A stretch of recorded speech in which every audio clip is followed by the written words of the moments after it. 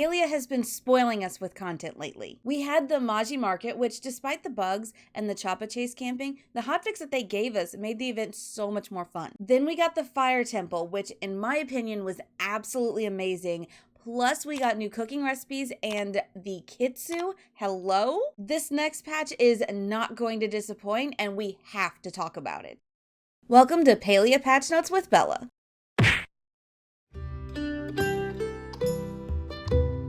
Hold on to your pickaxes. Hotdari is no longer only in our dreams, and I could not be more excited.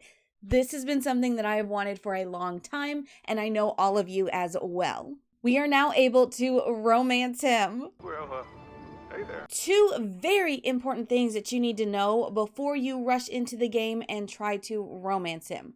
First, you need to make sure that you have completed the Echoes of the Unknown quest. This is from the Water Temple. You don't have to complete the vaults, just the quest, which thankfully for that, because I don't know about y'all, I cannot find that dang long-nosed unicorn fish. I've been fishing for weeks. And number two, and most importantly, you need to make sure that you have completed Nejuma's level 4 friendship quest line. The reason for this is that Hodari, the best dad in the world, is not going to date anybody unless you get her stamp of approval first. So make sure you've given her all of her weekly gifts, and if you don't know what to give her, I do have a link down in the description that is a quick cheat sheet for you to use when you are doing your weekly gifting. For those of you that have met the requirements, I don't know about you, but as soon as the game updates, I'm going to be rushing into the game to find him with a box of chocolates and a blueberry pie for Nejuma.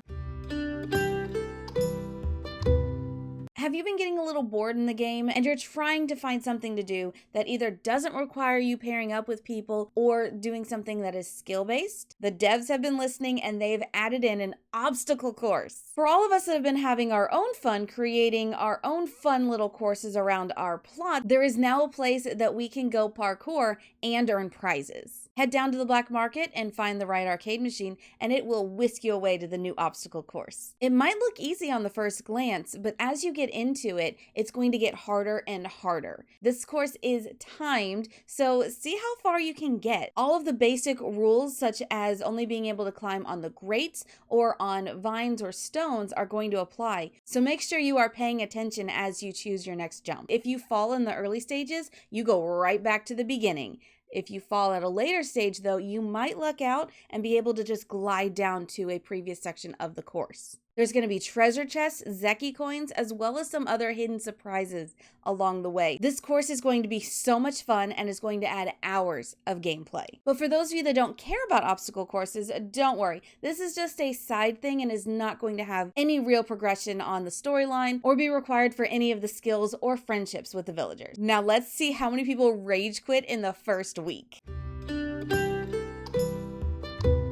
Two things that have absolutely irritated me when playing with friends or trying to call things out in server chat, like Dari cloves or flow trees, is that there has not been a good way to communicate with people around you without involving the entire server. Thankfully, with this patch, they are finally giving us proximity chat so we can have cake parties without involving the entire server. Something we desperately needed. How many times have you been running around the game and you just constantly see pop-ups talking about cake parties or is everybody here for flow trees? Gets annoying really quick. So this is going to be a major quality of life upgrade. Another one that we are getting is flare arrows. This is such a relief because now I don't have to waste my Phoenix fireworks just to call out a medium flow tree. Those things are horribly expensive to craft and I'd rather use them in a celebration or something fun. You get the crafting recipe from Hacian when you are at level 4 hunting. It'll cost 5 heartwood, 5 flint, and 1 crystal lake lotus. So things that are very easy to collect in the wild. Flares are green and will remain visible for up to 1 full minute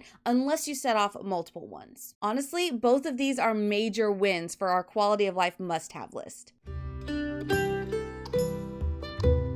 The more recipes we unlock, the more cluttered the workbench gets. They started organizing with the last update, but let's be honest, the furniture section is still a hot mess. With this update, you can filter alphabetically or reverse alphabetically, never crafted, and ready to craft. This is pretty much only going to help you find that missing piece of a furniture set to get the achievement. Overall, I have to admit I am a little bit underwhelmed with this update, so I'm hoping that this is just another one in a series of updates to make the workbench easy to find recipes. Devs, if you're listening, please just let us filter or sort by type. With every patch, there comes some adjustments and tweaks that are made to the game, so let's go over a couple of those. The first one is the dowsing rod. They have adjusted the recipe to make it a little bit easier to craft. I don't know about you, but finding Dari cloves in the wild has been horrible. I have been using the dowsing rod religiously, and I've still only come up with 7 or 8. So lowering the amount of items needed to craft the dowsing rod just makes my life so much easier. They've lowered the amount of coral needed by half, which is fantastic, because lately there's been a ton of shells and hardly any coral in the bay. We're also getting new Valley Sunrise items in Zeki's wondrous machine, which for you lucky Palians that are getting the furniture, congratulations, this is going to be so exciting. Maybe with this update, I can finally stop getting smoke bombs and seeds. Other fun updates include the ability to adjust the fishing speed, which you can do in your settings. You can also now put things in cabinets and bookshelves, so that is a major win for the decorators, and I cannot wait to see all the new home showcases. Be sure to take an extra look around the village. If you go behind Jel's store, you will find a new cash register full of all sorts of fall items. As you're running around Kilma, be sure to keep an eye out for all of the fall decor, and not just in the main village area itself. There's so many cool items to see, plus you can get things like pumpkins, new wallpaper, candles, and even floating candles at this new store. I am definitely going to be buying everything and turning my home into an autumn paradise. This time there are 3 new outfits, the student style, the vampiric, and the stately sage outfits. I'm very curious to see how many people are going to be running around Palia in the new outfits, considering the last update gave us some really cool outfits. So leave me a comment down below. Let me know, what are your thoughts on this update? Is there something that they should have added but didn't? I'd love to hear what you think. If you're new here, be sure to subscribe and hit that notification bell. I'll be going over all the patch notes when big updates drop, and you can always join me over on Twitch with my community where I do play Palia live on stream. As always, have a wonderful day, and I will see you in the next one. Bye. I hope I'll be your destination.